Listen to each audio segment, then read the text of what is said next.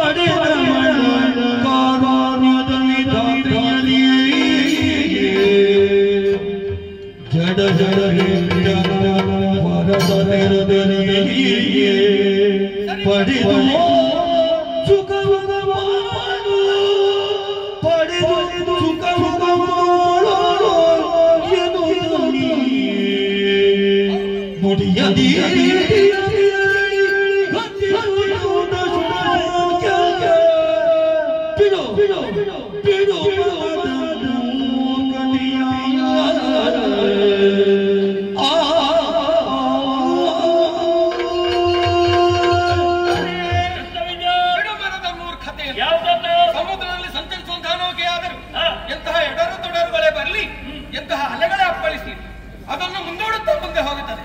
ಅಂತಹ ನೌಕೆಯಾದರೂ ಮುಳುಗುವುದು ಯಾವುದಂತ ಕೇಳಿದ್ರೆ ಒಂದು ಸಣ್ಣ ರಂಧ್ರ ಆದ್ರೆ ಸಾಕು, ಆ ನೌಕೆ ಮುಳುಗುತ್ತದೆ. ಈಗ ಶುಂಭ ಅನ್ನುವಂತಹ ನೌಕೆಗೆ ಮೋಹ ಅನ್ನುವಂತಹ ರಂಧ್ರ ಆಗಿದೆ.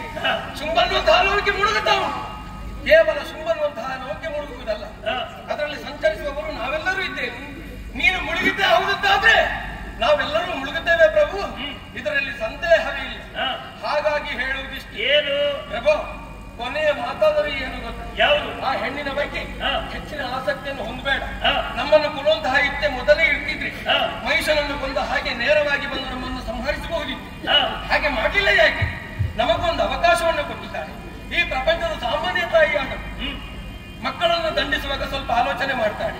ತಪ್ಪಿದೆಯೇ ಅಪರಾಧವನ್ನು ಇಲ್ಲಿ ಅದು ತಿದ್ದಿರ್ತಾರೆ ಕ್ಷಮಿಸ್ತಾಳೆ. ಜಗದ ಮಾತೆ ಅವಳಾಗಿರುವಾಗ ನಮ್ಮನ್ನು ಕ್ಷಮಿಸದೇ ಇರುವುದಕ್ಕೆ ಸಾಧ್ಯ. ಹಾಗಾಗಿ ನಮಗೊಂದು ಅವಕಾಶವನ್ನು ಕೊಟ್ಟಿದ್ದಾರೆ. ಈ ಅವಕಾಶವನ್ನು ನಾವು ಸದುಪಯೋಗ ಪಡಿಸಿಕೊಳ್ಬೇಕು. ಈಗ ನೀನು ಮಾಡಬೇಕಾದ್ದು ಒಂದೇ, ಆಕೆ ಬಳಿಗೆ ಹೋಗುವಂತ ಮೊದಲೇ ನಿರ್ಧಾರ ಮಾಡಿದ್ದೇನೆ. ಈಗಲೂ ಹೋಗ್ಬಹುದು. ಯಾಕೆ? ಹೋಗಿ ಮಾಡಬೇಕಾದಿಷ್ಟು. ನಾವು ಮಾಡಿದ್ದು ಸರ್ವತಾ ಅಪರಾಧವಾಯಿತು, ನಮ್ಮನ್ನು ಕ್ಷಮಿಸಬೇಕನ್ನುವಾಗ ಹೇಳಬೇಕು. ಕೈ ಹಿಡಿಯುವ ಆಸೆಯನ್ನು ತೊರೆದು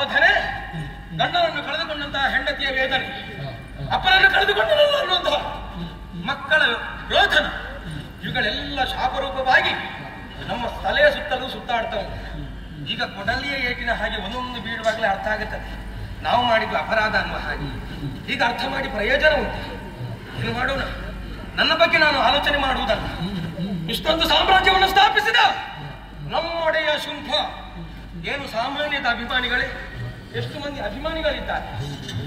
ಒಬ್ಬನ ಯೋಗ್ಯತೆ ಅರ್ಹತೆ ಯಾವಾಗ ಗೊತ್ತಾಗುವುದು ಗೊತ್ತುಂಟು.